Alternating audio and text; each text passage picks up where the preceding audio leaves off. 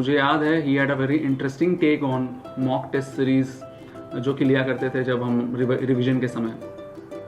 वो कहा करते थे कि मॉक टेस्ट सीरीज़ में अगर कोई सवाल ना बने तो इससे घबराने की ज़रूरत नहीं है।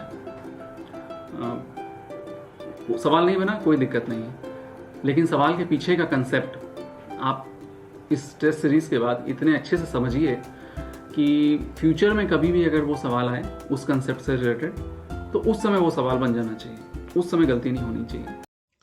चलिए कितने क्वेश्चन मरे? Question number 1।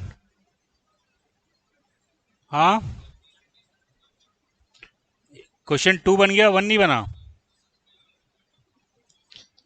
1 तो पहले से बनाया हुआ क्वेश्चन है यार।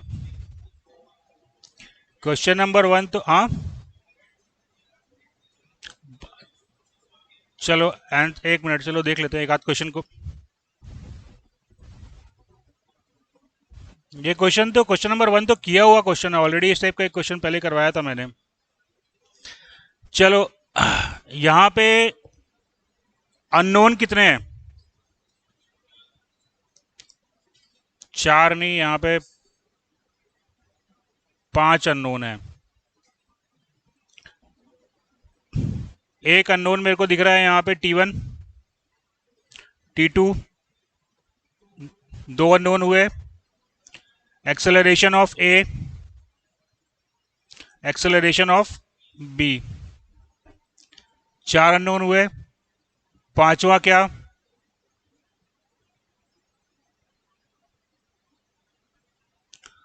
पांचवा क्या? हाँ, ये पुल्ली जो है ये भी एक्सेलरेट करेगी, राइट। और यहाँ पे मेरे को आई का वैल्यू दिया हुआ है क्वेश्चन में, है ना। तो ये पांचवा मेरा अननोन आ गया। 5 अननोन आ गए तो 5 इक्वेशन मेरे को बनानी पड़ेगी, राइट। चलो, तो सिंपल है, जैसे लास्ट टाइम पे किया था वैसे ही करना है। सबसे पहले क्या करो, आप ब्लॉक ए का फ्री बॉडी डायग्राम कंसीडर कर लो। तो ब्लॉक ए के फ्री बॉडी डायग्राम से क्या रिलेशन मिलेगा मेरे को? W A is equals to T1 plus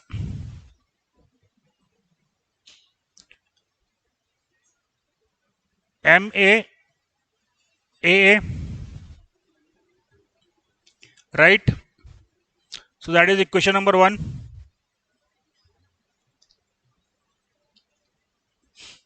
similarly अगर मैं B का इक्विलिब्रियम कंसीडर करता हूं तो क्या इक्वेशन मिलेगा? WB is equals to that will become T2 और ये ऊपर की तरफ एक्सेलरेट कर रहा है तो सूडो फोर्स जो है वो नीचे की तरफ आएगा, तो माइनस MB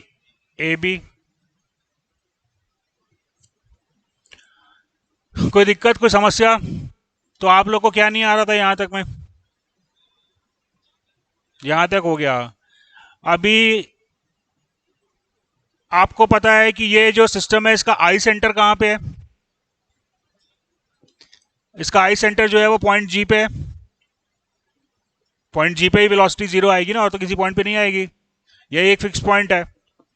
तो अब आप एक्सेलरेशन ऑफ ए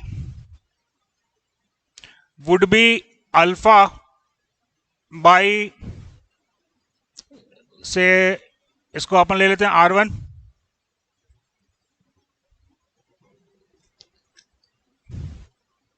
राइट। ये मेरे पास आ गई question number 3। Similarly acceleration of B is equals to alpha upon R2।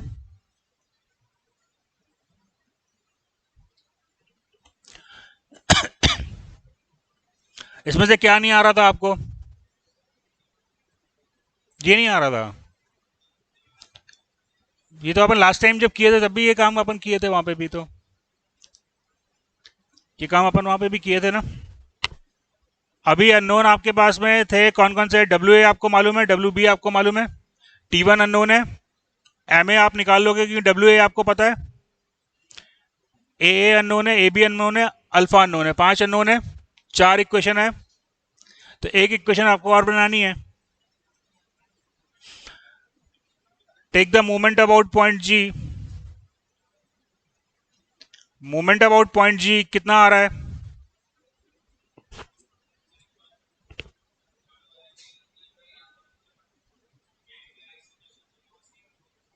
Third वाले में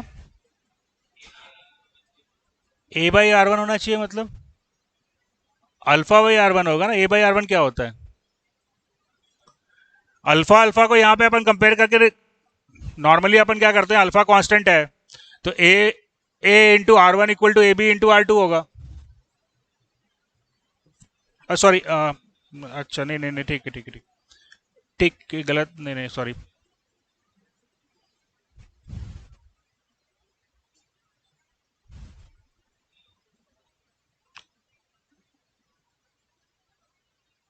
सॉरी सॉरी सॉरी सॉरी, ये आर वन और ये आर टू. अब यहां पे मैं आई के अबाउट मूवमेंट ले रहा हूं, सॉरी जी के अबाउट मूवमेंट ले रहा हूं, तो मेरे को क्या मिलेगा? T one R one minus T two R two, right, that is equal to 0. ये 0 होता बेटा तो ये पुल्ली मेरी घूमती नहीं, राइट. तो ये क्या हो जाएगा? ये हो जाएगा आई जी इंटू अल्फा.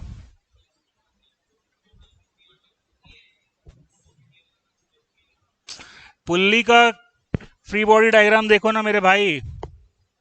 पुल्ली पे डब्ल्यू ए डब्ल्यू भी थोड़ी ना आ रहा है. पुल्ली का फ्री बॉडी डायग्राम बना रहा हूं ना, तो पुल्ली पे क्या आ रहा है? T1 और T2 आ रहा है. यहां से तो वेट को मैंने कट कर दिया, मैं सिर्फ पुल्ली की बात कर रहा हूं. क्लियर हुआ? मैं पुल्ली का फ्री बॉडी डायग्राम बना रहा हूं. मैंने पहले क्या किया? बॉडी ए का फ्री बॉडी डायग्राम बनाया, तो मैंने बॉडी बी को देखा, क्या बॉडी ए पे लगे हुए फोर्सेस को देखूंगा, बॉडी बी पे लगे हुए फोर्सेस को देखूंगा. अभी मैं पुल्ली का फ्री बॉडी डायग्राम बना रहा हूं, तो पुल्ली पे लगे हुए फोर्सेस को देखूंगा, राइट.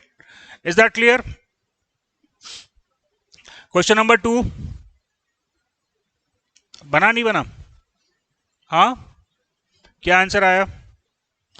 क्वेश्चन नंबर 1 का आंसर मैं आपको बता देता हूं, निकाल लीजिएगा, चेक करिएगा. क्वेश्चन नंबर 1 में आंसर आ रहा है acceleration of A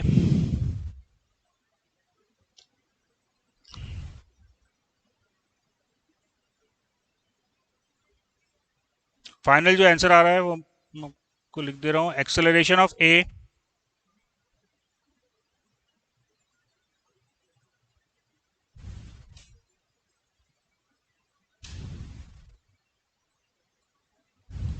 acceleration of a is equals to 1.08 metre पर सेकेंड स्क्वायर. तो उसके अकॉर्डिंगली आप बी का और चेक कर लीजिएगा.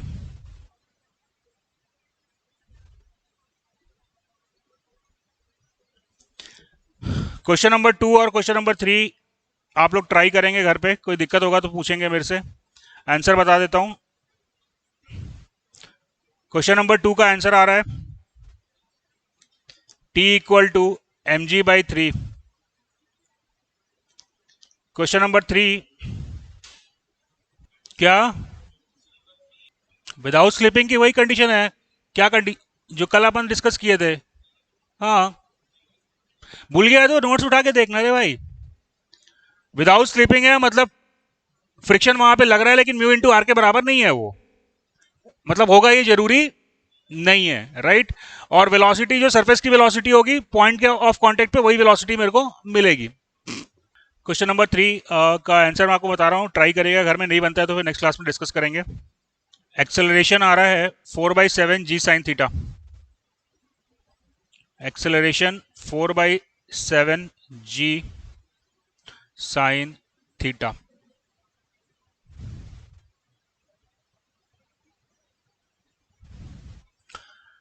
बच्चों क्वेश्चन नंबर 2 में आपको बोल रहा है, सॉरी क्वेश्चन नंबर 4 था ये. क्वेश्चन नंबर 4 में मेरे को ये बोल रहा है कि ये जो सिलेंडर है, हुप है, मैं सिलेंडर मान लेता हूं इसको, मैं सिलेंडर मान लेता हूं. ये जो सिलेंडर है वो एस डिस्टेंस ट्रेवल कर रहा है इस इंक्लाइंड प्लेन पे. तो एस डिस्टेंस ट्रेवल करने के बाद इसकी वेलोसिटी क्या होगी? कैसे निकालोगे? राइट देखो इसमें एक काम कर सकते हो आप कि ये बॉडी का एक्सेलरेशन जैसे कल की क्लास में अपन ने कैलकुलेट किया था, वो एक्सेलरेशन को मैं पहले कैलकुलेट कर लूँ इस सिलेंडर का। राइट, एक्सेलरेशन कैलकुलेट करने के बाद एस डिस्टेंस ट्रेवल करना है, तो एस डिस्टेंस के बाद कितने वेलोसिटी होगी वो मैं निकाल सकता हूँ, V square minus U square is equal to 2a s करके। एक अप्रोच ये हो गया जो हम जानते हैं, जिससे कि हम सॉल्व कर सकते थे। अब एक दूसरा अप्रोच अपन यहाँ पे लगा के देखते हैं। मैं आपको बोला था कि जब भी आपको डिस्प्लेसमेंट निकालना हो या वेलोसिटी निकालनी हो, तो सिंपलेस्ट अप्रोच जो होता है वो होता है वर्क एनर्जी प्रिंसिपल। अगर आपको डिस्प्लेसमेंट कैलकुलेट करना हो कि कितना डिस्प्लेसमेंट होगा या फाइनल वेलोसिटी क्या होगी, यहाँ पे क्या निकालना है, फाइनल वेलोसिटी निकालनी है ना, फाइनल वेलोसिटी क्या होगी अगर ये आपको निकालना हो, तो उसके लिए सिंपल अप्रोच है वर्क एनर्जी मेथड। राइट, तो अपन यहाँ पे इसको सॉल्व कर लेते हैं यूजिंग वर्क एनर्जी मेथड। अब वर्क एनर्जी मेथड अपन अप्लाई करते हैं, तो मैं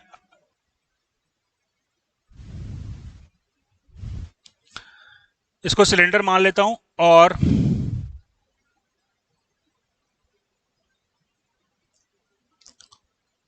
ये पोजीशन को मैं, ये जो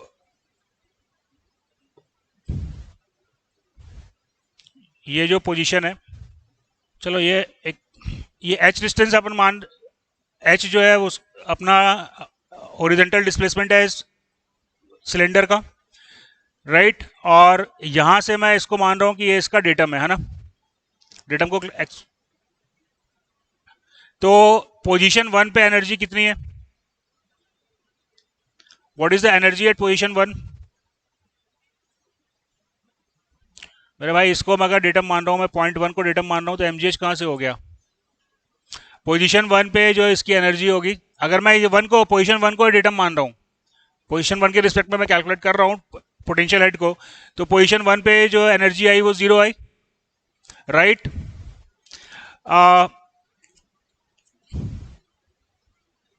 दोस्तों आप एक काम और कर सकते हो कि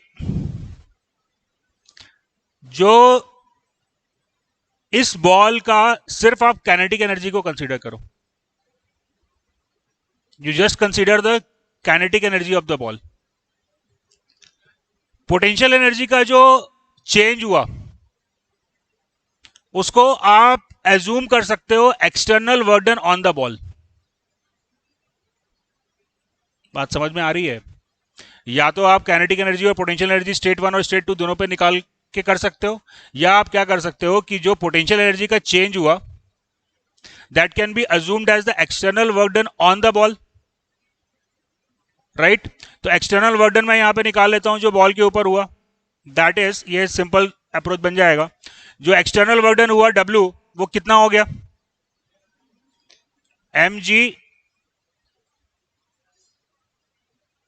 s upon sine theta, mgs upon sine theta, sorry mgs into sine theta.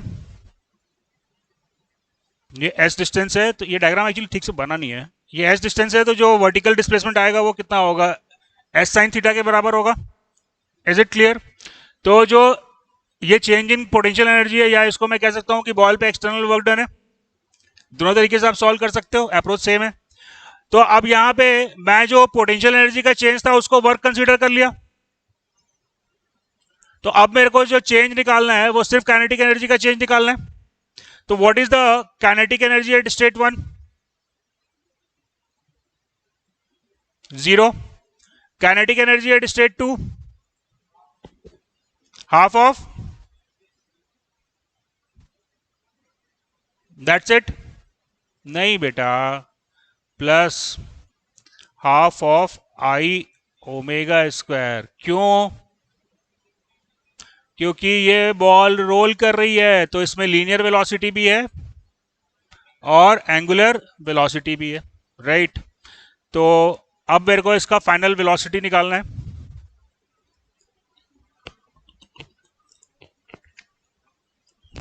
तो kinetic energy at state 2 is equals to 1/2 mv² plus 1/2, और ये I जो है मैंने इसको क्या लिया है, सिलेंडर लिया है, तो ये हो गया 1/2 mr² इंटू ओमेगा², राइट, और I can write it that is 1/2 mv² plus 1/4 m, omega को मैं क्या लिख सकता हूं, v/r, राइट। तो ये हो गया m v², r² से r² कैंसिल आउट हो गया, तो 1/4 और 1/2 तो कितना हो गया, 3/4 mv²। Is it clear?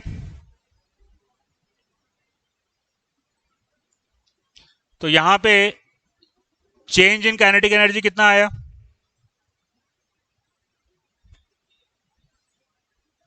Change in kinetic energy, final kinetic energy मेरे को मिला 3/2 mv², और इनिशियल जो था वो 0 था। Final kinetic energy change in आया 3/4 mv²। कहां से आया ये काइनेटिक एनर्जी,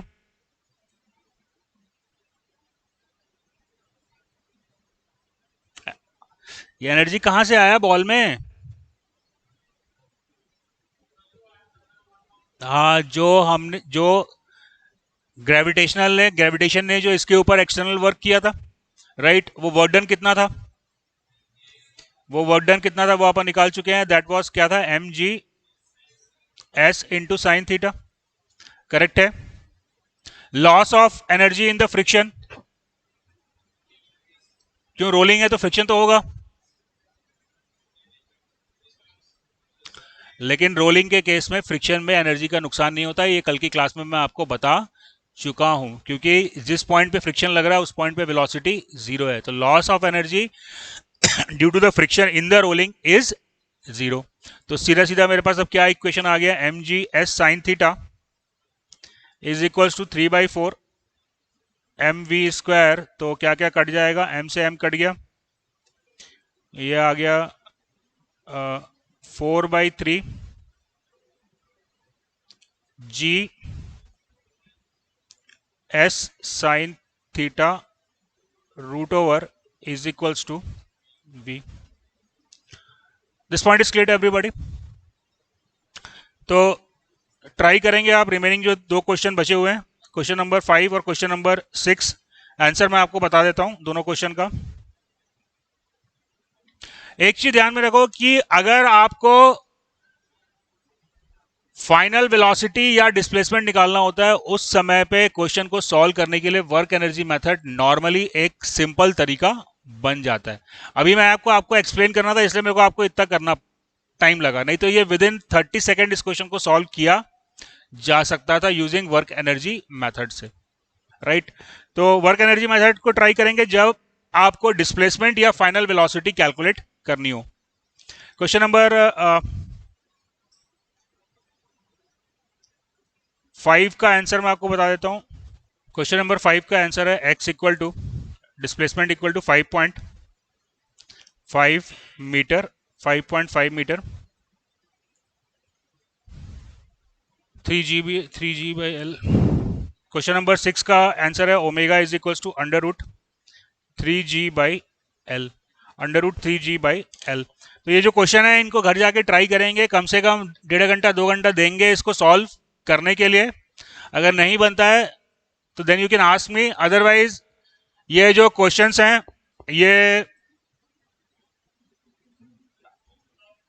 3g/l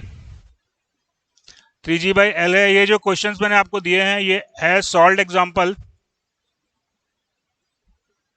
ये है सॉल्व एग्जांपल। वैसे आप ट्राई करेंगे पहले, है ना। क्वेश्चन नंबर 5, 6, 7 जो है, सॉरी 4, 5, 6 जो है, क्वेश्चन नंबर 4, 5, 6 जो है वो है सॉल्व एग्जांपल ए.के. तयाल का 23.1, 2 और 3। 4, 5, 6 जो है वो सॉल्व एग्जांपल है ए.के. तयाल का 23.1, 23.2 और 23.3। अगर जरूरत पड़ेगी तो सॉल्यूशन देखिएगा, नहीं तो सॉल्यूशन मत देखिएगा, सॉल्यूशन। और क्वेश्चन नंबर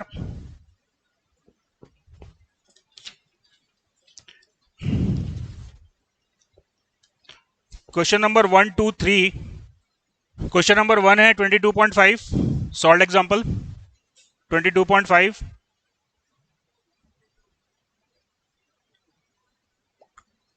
क्वेश्चन नंबर 2 है 22.6।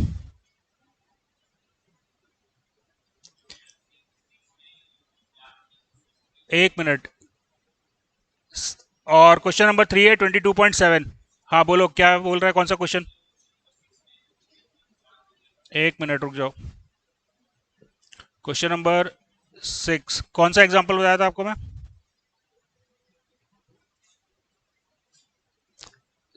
Question number 6